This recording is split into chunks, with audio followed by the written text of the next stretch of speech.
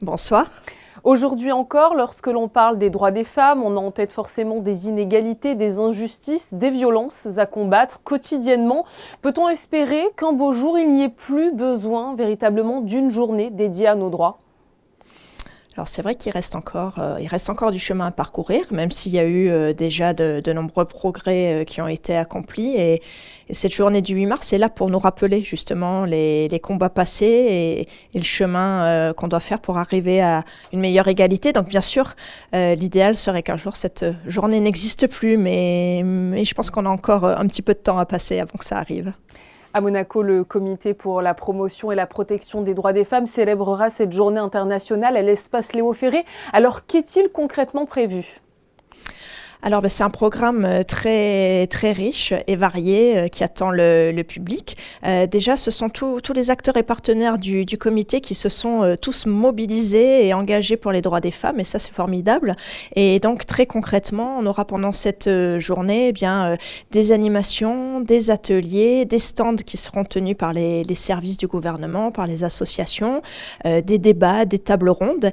Et en fin de journée, à partir de 18h30, on aura des spectacles avec 2 concerts et un spectacle inédit de son et lumière. Donc voilà, journée très, très riche, très éclectique et ouverte à tous.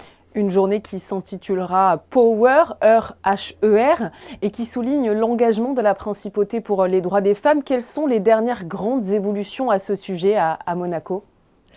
Bien, on a des évolutions législatives qui ont eu lieu ces derniers mois. Je rappellerai par exemple la loi qui a été votée par le Conseil national sur l'indemnisation des victimes de violences. Et là, tout récemment, la loi instaurant un congé maternité pour les travailleurs et donc travailleuses indépendantes. Et ça, c'est véritablement quelque chose qui était très, très attendu.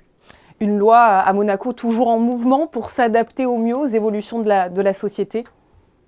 Tout à fait, la loi est là pour donner un socle de base et puis après, bien évidemment, la loi ne fait pas tout et c'est pour ça qu'on travaille au sein du comité à mettre en place des journées d'action et de sensibilisation comme celle du 8 mars pour défendre les droits des femmes. Vous avez parlé des ateliers interactifs qui sont prévus donc pour ce 8 mars et qui parleront des femmes à travers 4 thèmes, l'éducation, la santé, le sport et le travail.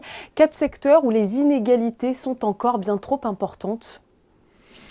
C'est surtout 4 secteurs pour montrer que les droits des femmes, c'est vraiment un sujet en fait qui concerne toute la société et dans tous les pans de la société. Donc c'est vrai qu'à travers la santé, on pourra aborder des thématiques qui vont concerner plus spécifiquement les femmes. Dans le sport, on sait qu'il y a des inégalités, parfois des discriminations de traitement. Et puis dans le monde du travail, bien évidemment, comment ne pas parler des inégalités salariales ou parler des dernières évolutions. Et puis l'éducation, bien évidemment, qui est vraiment là aussi la pierre angulaire, parce qu'il faut éduquer les jeunes, éduquer les adultes aussi, bien évidemment, mais éduquer aussi nos jeunes qui sont l'avenir. Une conférence se tiendra également dans le cadre de cette journée. Elle sera animée par Louise Cordeau, présidente du Conseil du statut de la femme du Québec. Et elle aura pour thème l'égalité entre les hommes et les femmes au Québec. Alors pourquoi avoir voulu aborder spécifiquement ce modèle québécois ? C'est un modèle qui est très inspirant. Le Canada en général et le Québec en particulier défendent l'égalité et les droits des femmes depuis de nombreuses années. Le Conseil du statut de la femme du Québec existe depuis 50 ans. Le Comité pour les droits des femmes monégasque depuis 5 ans. Donc on s'est dit que c'était très intéressant de regarder ce que faisait un grand frère par rapport à nous, notre comité qui est petit, qui est encore tout jeune. Et donc ça va nous permettre de voir ce qu'ils ont fait au Québec, quelles sont les avancées et puis les enjeux qui continuent d'exister. Donc ça nous donne aussi un petit peu la voix, ça nous ouvre l'esprit et ça c'est vraiment aussi très très intéressant. On en a déjà un petit peu parlé, mais les droits des femmes qui vont bien au-delà de cette journée du 8 mars. Alors rappelez-nous toutes les actions qui sont menées tout au long de l'année par le Comité pour la promotion et la protection des droits des femmes en principauté. On mène des actions dans 2 domaines principaux. D'abord dans la lutte contre les violences à l'égard des femmes. Donc là, ça va être des actions de formation, en particulier des professionnels qui ont à accueillir et traiter les violences. Des actions aussi de sensibilisation à l'occasion de la journée internationale contre l'élimination de la violence à l'égard des femmes, le 25 novembre. Et puis le travail législatif et statistique aussi, j'en ai pas encore parlé, mais grâce à l'Institut monégasque de statistique, on dispose aujourd'hui d'un recensement des violences faites en principauté, et ça c'est très important.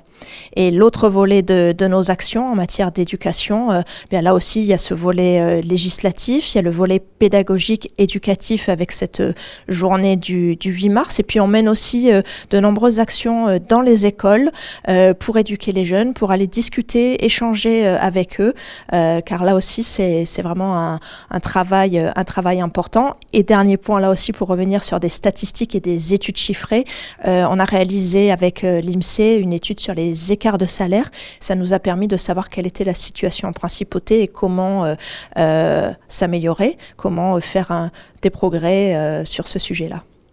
Dernière question et je recentre sur les événements prévus ce 8 mars en Principauté. Un arbre à vœux sera installé à l'espace Léo Ferré et permettra à chaque personne présente de venir déposer un message en faveur des droits des femmes.